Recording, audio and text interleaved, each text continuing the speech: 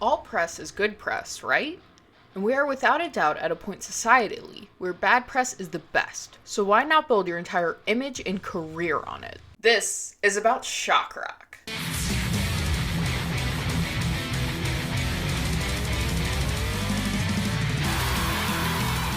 So today, I'm going to take a long walk with you down the winding history of shock rock, from murderous music men, stage show pioneers, the psychology of why we love it or hate it, and of course what all of you nasty little freaks want, GG Allin and his favorite activities. Also, I lit incense stick like 10 minutes ago, and this little diva won't quit. So if you see this, it's no ghost, and since we're talking about nasty stuff today, here's a little for you. And before we get started, make sure you subscribe to the channel. With that, how did shock rock start? This takes us to the 50s with Screamin' Jay Hawkins, which he is going to be the pinpoint start for almost all extreme music, more importantly today shock rock, whether you like it or not. There's not many music genres you're able to point a pretty clear finger and point out where it started with, but with shock rock's Screamin' Jay Hawkins song, I Put a Spell on You, is exactly that, even though it was never intentional. The song was originally meant to be a ballad, but the band performed it drunken one night, and throughout it, Jay was screaming and grunting the lyrics out, and they went with it. But undeniably, when it comes to shock rock, one of the bigger aspects of this outside of the music is the stage performance, and his performance of I Put a Spell on You would absolutely mark a turn. He was dared $300 by a DJ to come out of a coffin on stage for it, which was something he didn't really want to do, but hey, $300 is $300. So he did it, and he crafted this character of Screaming Jay Hawkins. Shaking a skull staff around, he named Henry, having a giant bone adorned in his nose. He truly embodied this character, giving these large shakes, playing off of the visuals of hoodoo and voodoo that was being shown in major movies at the time, similar to, let's say, White Zombie. He crafted this new horrifying, nightmarish character that induced fear on stage. And if you have never seen Screaming Jay Hawkins perform I Put a Spell on You, go watch it after this video.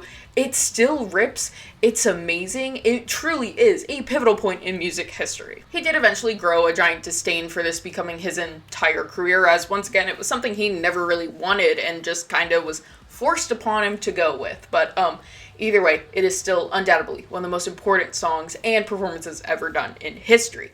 And what is music without ripoffs? And that would take us to the UK. Just a few years later, we would get Lord screaming Such. His biggest hit and motif of shock was using Jack the Ripper. And Such himself was a character, but he 100% was quite literally just a ripoff of Screaming Jay Hawkins. I believe that someone else was going to use the idea and was like, I don't really have enough gusto to do this, so gave the idea to Such to be like, yo, just rip this dude off and go for it. And that's what he did. He started coming out of coffins on stage. He had daggers. He had skulls. Like, it essentially was the UK white dude watered down version of Screaming Jay Hawkins. And Such was definitely a character. He ended up being the head of a political party, which I think was verbatim called the Official Monster Raving Loon Party. He even went into some like primary elections. I don't know. It's very weird and crazy. And, he is just a ripoff, but, we got to talk about people.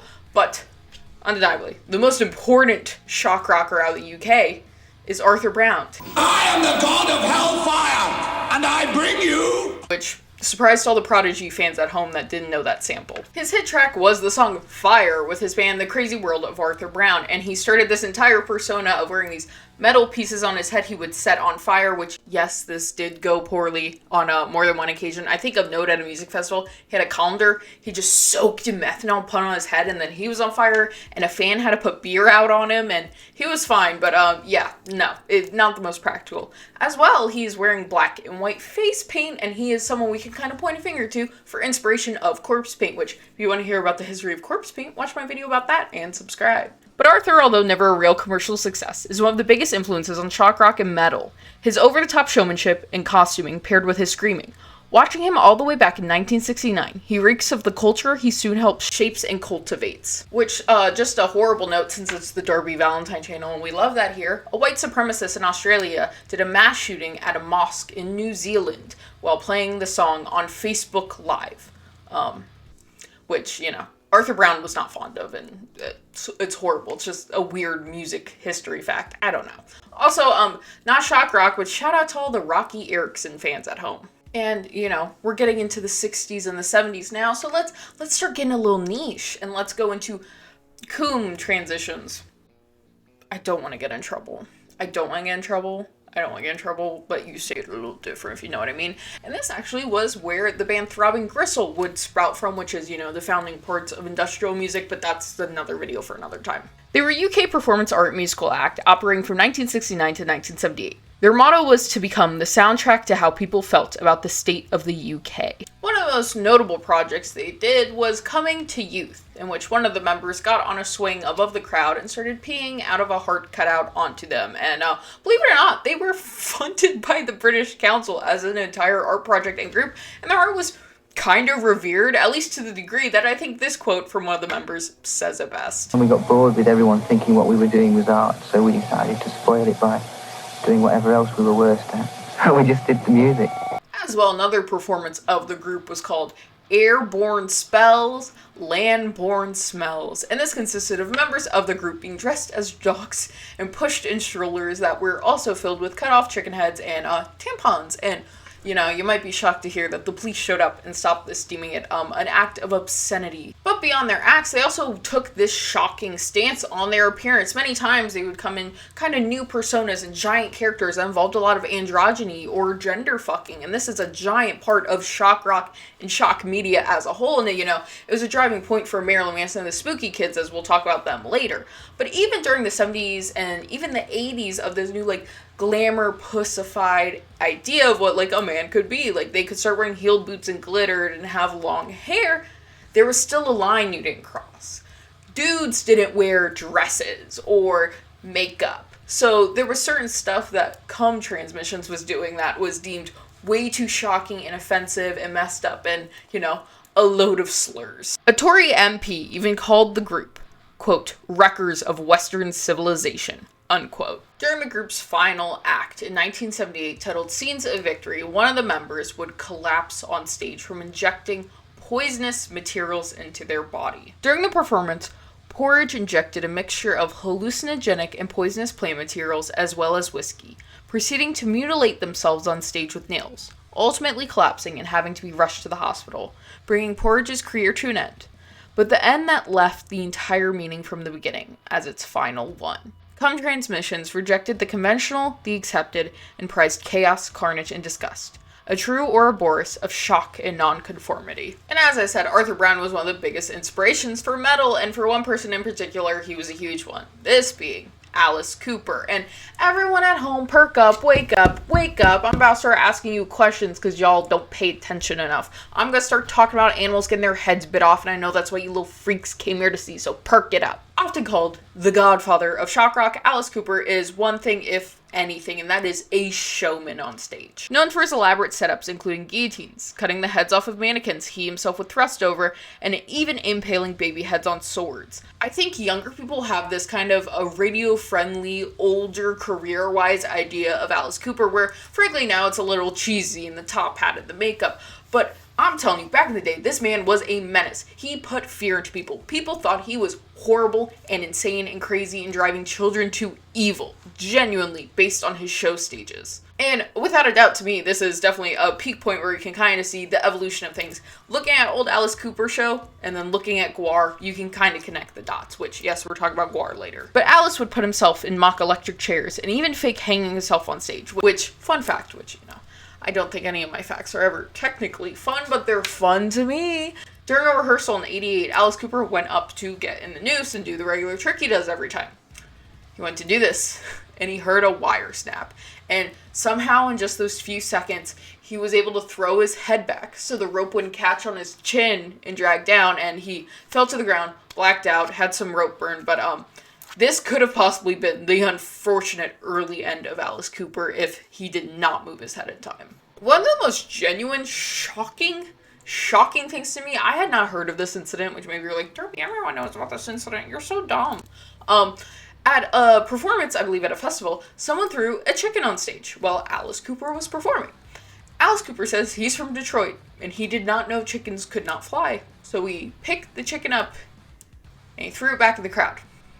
And the crowd tore the chicken apart alive. But, of course, with Alice Cooper being who he was at the time, the media instead said Alice Cooper cut the head off a chicken and drank the blood in front of the entire crowd. And I believe Frank Zappa even called him to be like, yo, what happened? And Alice Cooper's like, I threw it back, I didn't know, and Frank Zappa was like, never let anyone know that. Like, roll with the head cutting off story, because that's the better rock and roll story.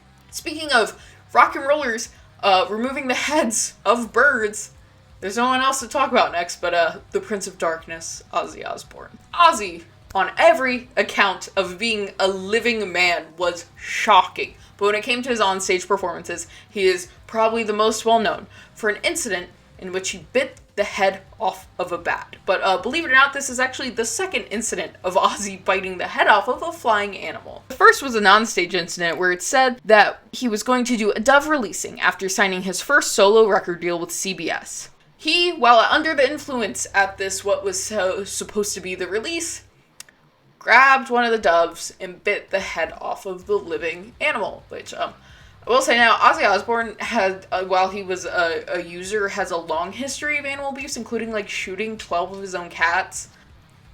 It's one of those weird things in history about him, where it's just like, bro, what? But the more of note incident was the following year, 1982. When on stage performing, Ozzy thought someone had thrown a rubber bat on stage, which, I will say, you can't fault the guy for not knowing it was real, because who has a real bat to throw on stage? And he was super high, and he bit the head off of the bat. And he, on the record, said it was the worst aftertaste you could ever imagine, and that they are extremely, extremely salty. I hate knowing that. Since we're going down our history timeline, and we're getting into the 80s, we have to take our little pit stop at hair metal before we get to GG. And, of course, the biggest thing with shock rock is stage performances, your lyrics, your appearance, and we've covered a few of these, the animal cruelty acts, the gender bending, and now we're in the lyrical portion that takes us to philosophies. And if there's one thing that will get you some attention, it is religious philosophy. And when it comes to extreme music, there's one in particular, Satanism. And, you know, the devil in heavy metal is, a matter of fact, that is his genre, that is where he shows up. And this wasn't even close to the first instance, but it was one of the biggest, like, I don't know what to say, mainstream instances of the devil and its connection to music offending people greatly due to the timing of the Satanic Panic. And that is Motley Crue's album Shout at the Devil, which was originally titled Shout with the Devil, but, you know, record label executives were not having that. And the cover of the album even was supposed to be this black on black pentagram with Nikki Sixx getting kind of into satanic imagery at the time, but yeah, no, they did not like this either, made it change to pictures of the men on the band. And with the entire Satanic Panic thing that was happening at the time, I don't know how many people know about this whole thing. Well, not the Satanic Panic, but Motley Crue and the Satanic Panic is one of their former limo drivers literally has, like, gone on the record and, like, lied, because it's a lie. 90% of the Satanic Panic, 99%, it's all lies. And lies and says, oh, you should drop Nikki off with Anton LaVey, and they would go do crazy saint stuff, and they would, like, we would have to find virgins for them to sacrifice, and, like, all this fucking crazy nonsense, which, you know, so many people hate, like, hair metal and the glamour puss of it. I'm looking at you, Steven Tyler. But there's one thing you can't deny, and that is that Motley Crue was keeping the devil in heavy metal. And if there's one thing that America did not like that time, that was the devil. So they themselves were absolutely participating in shock rock. Vince Neil himself said they were so desperate for fame that they were like, fuck it. If this is going to get some attention, let's just keep running with it. All right. This is what everyone wants. GG Allin, born as Jesus Christ Allin, yes, for realsies, was and is the most controversial, shocking, horrible, and gross figure in punk rock. One of GG's biggest claims was that he was going to end his own life on stage, which would never actually end up happening, as we'll discuss later. But more importantly, as everyone on this list, stage performance. And GG had one thing in particular he really loved. And that was having a bowel movement on stage and then rubbing it all over himself, eating it, flinging it, whatever a man could do with his own excrement while performing. The first time GG did this was in 1985 at a show in Illinois. He apparently took X-Lax so he could defecate when performing. It was obviously gross and led to the crowd trying to avoid it and caused a subsequent mini riot. But this was just the start. Seeing this big of a reaction did nothing but fuel him. A man like GG Allin is there to get a reaction, and especially a negative reaction. So this spawned it being his signature, as well as him shoving things up his end.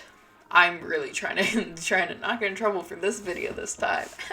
and of course various assaults against women while performing. GG himself said he was arrested upwards of 50 times, but his longest stretch was served in 1989 on charges of assault against a woman for burning and cutting her. He served a total of 15 months.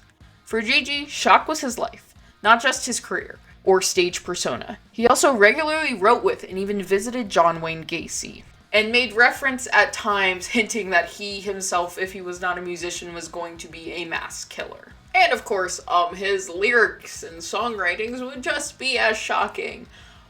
I don't even think I can tell you the name of this song. Blank blankin' butt suckin'. Blank blankin' butt suckin'. Blank blinkin'. Who's blinking their blank right now, bro? Oh my god. Here is a lyrical sample for you at home. Wanna blank you up the blank. Lick the shit out of your crack. Get it in until you bleed. Can I say this? Piss in your mouth so you can't breathe.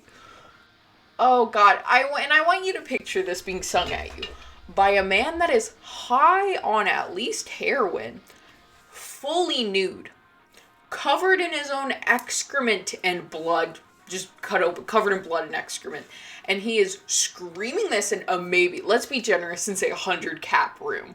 100 cap room with no stage, and he is also trying to physically attack you and everyone else in the room. I just want you to picture that experience. Because you were never just an audience member, whether you liked it or not. You became part of the show. It was an interactive display of disgust and violence. Intense was the simplest way to put a murder junkie show. GG always called himself the last true rock and roller. GG Allin still has a very strong cult following that is assisted by his brother Merle keeping his legacy alive, typically by just selling off GG merch and even things that belong to GG. And Merle was part of the band as well, the Murder Junkies, and part of the short documentary made surrounding the band called Hated, which extreme advisory if you go watch this. There is so much absolutely just disgusting stuff in this. A girl pees in GG's mouth. He performs quite a bit. It's gross. It's very gross. So be careful if you go look at that. Just know that. And Merle is in it. Just as shocking of an individual as well. More particularly, at least in the documentary, he is seen sporting a Hitler stash. Yep. He's also one of probably the world's biggest murderabilia collectors, which, if you don't know what murderabilia is, go watch my video on that. GG Allin died June 28th from a heroin overdose. It's never been known if this was an intentional act or not. Like most notable men in history and music, GG Allin was a horrible man and one of the most influential figures in his space. I feel like we need some more women in the mix, and we're talking 80s and we're talking shock rock, so let's talk Plasmatics. The creation of Rod Swedson and the legendary Wendy O. With the emerging underground popularity of CBGB, they became one of the biggest punk bands in New York, and honestly, rightfully so. Where else were you going to see someone perform lighting police cruisers on fire, smashing TVs, and seeing a half-naked, mohawked woman thrusting with a chainsaw? The Plasmatics were one of the fucking coolest acts around. And one of their biggest songs is A Pig is a Pig, which talks partially about police violence, who they themselves were victims of, genuinely. Wendy herself had been the victim of unjust police brutality multiple times, including after the band's performance on the show Fridays, in which they did their classic act, smashing TVs, chainsaws, Wendy taking her clothes off, and everyone just having a damn good time. And the Milwaukee police made it no secret that this was the source of their wrath onto her. Wendy said that she was being arrested, and during this, she was groped by an officer under her shirt. She lashed out at him, leading to half a dozen male officers beating Wendy into the ground, even breaking her nose. And Wendy O, being such a badass, after she was taken to jail and released the next morning, they had to cancel the one show, but she was back performing on stage just 2 days after being physically assaulted and attacked by 6 grown male police officers. She did collapse on stage, probably due from exhaustion or her injuries from what happened, but one thing about Wendy O was she was gonna fucking do it. After a 10-year run of being in the Plasmatics, Wendy and Rod settled down in Connecticut, and in 1998, Wendy would take her own life at the age of 48. The Plasmatics and Wendy O were an original, powerful force of nature that many could emulate but never compared to, and were the very definition of punk rock. It was all right for the guys to be crazy and goofy and wild, but it wasn't all right for the women at that time. And we've come a long way. We've come a long way, and thank God. Arguably for most, Gwar is better known for their performances than appearance than necessarily their music. Now, before I get into this, I know Gwar has a very extensive and intricate universe and lore surrounding their characters and things of that nature. I am not familiar with their game, and I know one of you freaks at home is definitely a Gwar superfan, which, okay, I'm just going over some basics. Do not attack me. To my base level of knowledge of Gwar is that they are aliens that are being punished with having to take over Earth. One of the most famous instances the band found themselves in was being banned from the state of North Carolina for a year, when in 1990, during a performance, Oderus Ungerus, their lead, just even saying this is crazy, pretended to sodomize another member on stage that was dressed as a Catholic priest with a crucifix. Which, once they finished playing, the police showed up to get them on obscenity charges, and from what I read, they even showed up with like a police helicopter. Either way, the pair were arrested by the local police for obscenity, and the cherry on top of this part is they wear these really extensive costuming, as I'm showing you. And there's one part of Ungerus's costume that they refer to as Cthulhu's cuttlefish, which is a mock alien genitalia that is usually filled with liquids to spray, typically fake blood, on the entire crowd. And an officer about this said, "Confiscate that fish or penis or whatever the hell it is." Because it was completely covered in fake blood, so they had no clue what it was. And with that, being at a Gwar show isn't a matter of, am I going to get sprayed? It's a matter of, what are you going to get sprayed with? Literally, like, the part of the reason people go to Gwar shows is to come home covered in some weird unknown liquid. But again, their biggest thing is their stage performances. Yes, they're in these giant, crazy, super cool alien monster orc demon costumes, but they do very elaborate stage shows and props, and in particular, one of their favorite things to do is to kill and behead people on there. I think some of the ones that are really of note is they have beheaded Hitler, Donald Trump, and Elon Musk, so you know. Anyone you would really want to see that happen to. And hey, I gotta give myself a little fan service. It's my video after all, so let's talk about Skinny Puppy. Industrial music pioneer Skinny Puppy formed in 1982.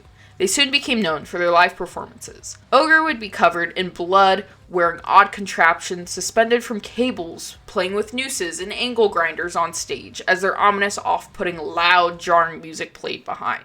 As well as most bands we've talked about today, politics played a big part into certain stage performances. As well, like most of the bands I've talked today, politics played a giant piece into inspiration and driving force and source of anger for them, which, you know, I always like to have that interesting conversation about the whole world peace and utopia concept and what that would mean for artists, because one of the biggest things about creating art is opposition. A lot of art is protest in a way in various forms, or even just expressions of feelings, and one of the biggest feelings we feel is anger. So it's very interesting to think of, if we lived in a world that didn't have things that made us angry or differing opinions, would art even kind of exist? But y'all, you know, the Greeks had Socrates and y'all got me. But let's get back to Skinny Puppy. Following the 2004 US election show, promoters tried asking Skinny Puppy to not use fake blood on stage because they would douse themselves just completely in it. So their reaction to this naturally was to have two actors come on stage. It's so crazy. One dressed as George W. Bush and one dressed as Dick Cheney, to then pretend to behead Ogre doing a mock execution. And this was also after, I think it was Sony. And yeah, it was definitely Sony. It wasn't Toshiba. Ogre, like, asked them to sponsor Skinny Puppy, like, with a giant flat screen. And the one thing they were like, please don't talk trash about the president if we're giving you this flat screen. And then they did this, which, in a really sick, odd turn of events, like weird, I don't know, karmatic, but like horrible, not actually way. Later on, it was revealed that Skinny Puppy tracks were being used to auditorily torture people in Guantanamo Bay Detention Center. The band then issued an invoice to the government for musical services rendered in the form of their album Weapons. I think the last mainstream shock rocker was Marilyn Manson. The band formed in 1989 and very quickly got a strong cult-like following. mainly due to their live shows with instances of naked girls on crosses, the members wearing dresses and makeup, butchered meat, and fire. After their initial album release of A Portrait of American Family, which, to no one's surprise, was a giant piece of shock and outrage to people with songs like Cake and Sodomy on it, they released an EP titled Smells Like Children.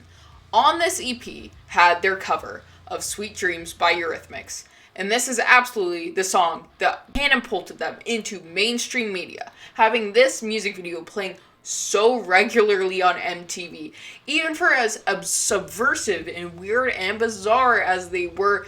This shit was getting its screen time. And I don't think that Marilyn Manson could have ever thought to or tried to time his career as well as he did.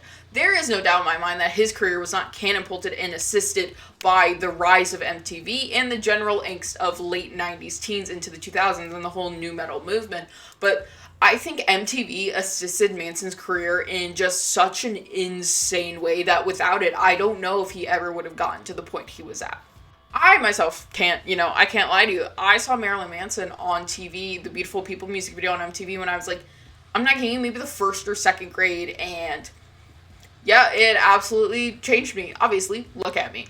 I became enamored by medical equipment to everyone's bizarre, no one really understood that, and I desperately needed to dye my hair black. Marilyn Manson was an extremely influential figure to my childhood and most people's childhoods. He is just like this point of culture reference. Later, he was dubbed the Antichrist Superstar and did obscene performance at the MTV Music Awards with this new era that made a hell of a lot of people angry. Polling, we cannot deny the pulling of imagery he related to the Nazi Party with the Antichrist Superstar movement, that he himself, I think, is an enthusiastic collector of Nazi memorabilia. Yuck. And for everyone in the rest of the band, beyond this initial kind of shocking thing of their names being, models mixed with serial killers, it's gonna sound weird and corny, but a big part of their shock and sell about what got people so riled up was the fact that they wore what was labeled as women's clothing and women makeup and women hair, which, nowadays, this is something so flippant, like, really, yeah, whatever, who really cares, like, I live in Bushwick, everyone's non-binary, you know what I mean, but, I don't know if I could say that, but it was not cool. Like, this was so super gross, weird, lame, and would get you a bunch of slack for liking Manson and the Spooky Kids. Those were F-slurs. Those were dudes in dresses, and they're fucking weird. Like, it was not cool to like Marilyn Manson or be like this with the association of their outrageous acts. They were cross-dressing Satanists, doing obscene acts on stage, and were very homoerotic with each other to a point that is kind of hilarious. And of course, this would transpire on stage as well. Notably, Marilyn was arrested in 1994 for peeing on the crowd during a performance, and the regular occurrences of stripping down, burning American flags, and ripping up Bibles, which, fun fact, Katy Perry's family used to go and protest outside Marilyn Manson concerts because they were such devout Christians. She actually was a Christian singer first and got absolutely nowhere, so, I don't know, not to say that, like, billionaire lady who's dating fucking Justin Trudeau's, like, a sellout, but, like, she definitely, like, just, yeah, did that. Former U.S. Senator Joseph Lieberman called them, quote, perhaps the sickest group ever promoted by a mainstream record company, unquote. And I think Manson was one of the biggest forces between late 90s and early 2000s teens and kids, and a lot of these kids were super angry. Just look at, like, Woodstock 99. And of course, it is always of note to mention that Marilyn Manson has at least a dozen women making allegations of assault, abuse, or harassment from him. Now, our tiny little psychological portion. Okay, why do we like shock rock? What is it about it? First things first, the visual stimuli of seeing these performances. As I've said throughout this entire video, shock rock is a performance-based thing. It is seeing this with your own eyes, and you're seeing things where the hell else are you going to see anything like this? Where are you going to see Cthulhu's cuttlefish spray blood? Someone burning police cruisers on stage? Someone peeing on you. Truly, it is a sensation seeking to the extreme, and humans are curious. You want to know what happens at that show? You hear it's insane. You want to see what is so insane to people, what is crazy, what is shocking. People love feeling things, and especially extreme things, and one of the most extreme feelings you can have is pure, genuine shock. So part of the enjoyment of shock rock is getting that high, that adrenaline off of being shocked, especially when it comes to the visualization of things like this. And as well, most shock rock is angry music. It is angry for a reason more often than not, or, it's GG Allin and, you're just like that. And there's always this constant back and forth on, is angry music good? Is extreme music good for you? And, we can only do so much with testing.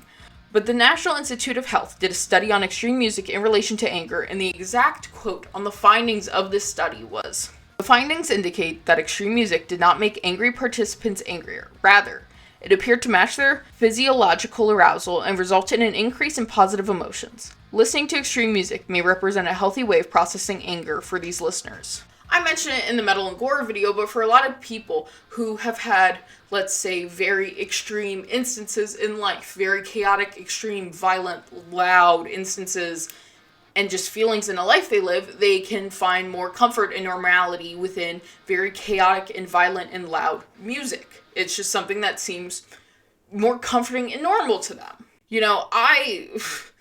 I have had a very chaotic life, and, I do put on some Cannibal Corpse, and I feel just fine. And if I go into the grocery store and they are playing some fucking, shitty acoustic top 10 love pop country shit, I want to absolutely smash my face into the windows. It is all person to person, and everyone feels everything completely differently, but there's one thing within humans, and that is that we are born naturally curious. When you hear something as crazy as, yo, if you go to the show, this guy might kill himself on stage, a lot of people are going to be inclined to go to the show just to see if it happens.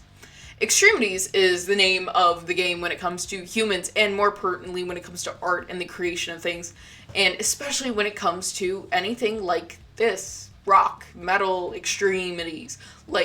As far as you can push something is as far as someone wants to go with it, and there's always going to be someone that's willing to buy a ticket for the ride. But if you made it all the way to this video, thanks so much. Who's your favorite shock rocker? Do you love shock rock? Do you hate shock rock? Is there anyone you want to hear that I left out? Because I know there is. There's never a video I cover where you guys don't say, I wish Darby said this one. So make sure to put it down below. Real quick, I am doing a tattoo guest spot in San Diego from January 8th to 10th. So if you want to get tattooed by me in San Diego, go to my tattoo Instagram. There is details and information about that. Once again, there's merch in the store, and make sure you're following me on all social media platforms, Instagram, TikTok, and I don't care if you follow me on Twitter. Follow me on Letterboxd, though. I be watching movies and leaving great reviews, and you guys always ask me what I'm watching, so go over there. As well, thanks for liking, commenting, and subscribing. I don't know how this video's gonna do, straight up. I don't know. This feels like a weird video for me to make. This just isn't my typical bag. So if you guys like this video and you want me to do more music genres, let me know down below, because that is up there with movies, is my biggest thing I enjoy in the world. But yeah, thanks for watching. I'll see you next time. If you like this video, you'd probably like my video about the entanglement between metal and gore. I'll see you next time. Bye!